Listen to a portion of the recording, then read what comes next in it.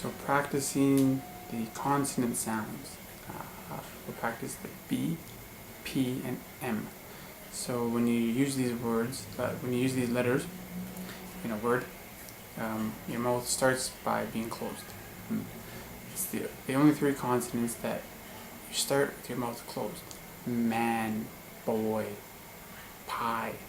So the mouth is closed and then you produce the sound. Make, bake, pile. So when you use these three consonants, make sure that the mouth is closed and you will be able to produce the word